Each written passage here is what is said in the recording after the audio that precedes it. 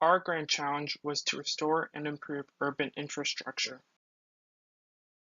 In urban settings throughout the world, growing populations face issues involving everything from water and sewage to road and railways.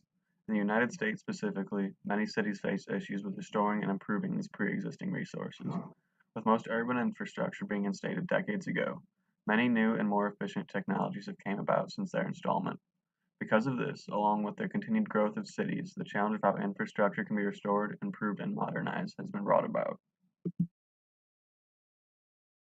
So the major issues with the crumbling infrastructure in the United States really have their roots in the 30s, around the crash of the stock market, whenever FDR created the Civilian Conservation Corps to provide jobs for unemployed workers and create infrastructure in the process. So in that time period, bridges and roads and virtually every type of infrastructure was implemented across the country, and that prepared us for more trade and obviously the World War that we didn't know was coming yet. And then after that, Eisenhower signed in the Interstate Highway Act, creating the interstates and the highways that we use today, and connecting the country even more. But the issue really is that that's where the infrastructure creation stopped. After that, really all we've had to do the past 50, 60 years is patch up jobs. We haven't done anything to really create new infrastructure. All of it has just been revisions on the old ones. Nothing new, no new technology has really been implemented on a large scale across the country.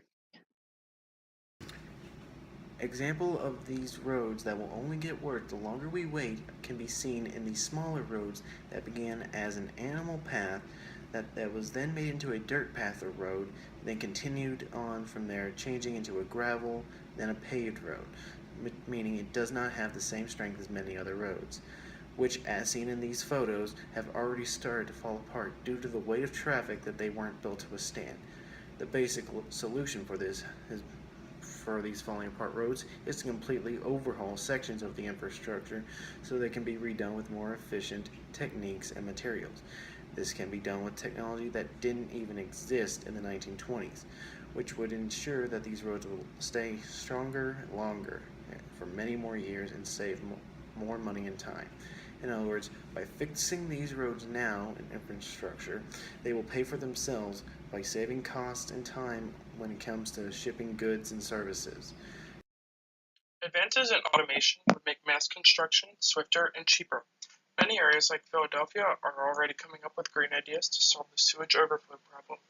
They're doing things like green roofs and rain gardens to help soak up rainwater and stop it from overflowing the sewers.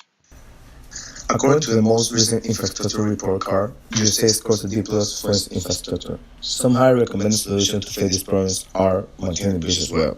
1 in 10 bridges in America are structurally speaking awful. This comes with speed and weight limits. Another 40% of the other bridges are considered functionally obsolete, meaning that they cannot fulfill their task because of the overuse or lack of safety. This is not only an infrastructure problem, but also a safety one, since when the Mississippi River Bridge in Minneapolis collapsed in 2008, 13 people were killed and 145 were injured. We should get maintenance very often to those bridges so they can fulfill their tasks the right way.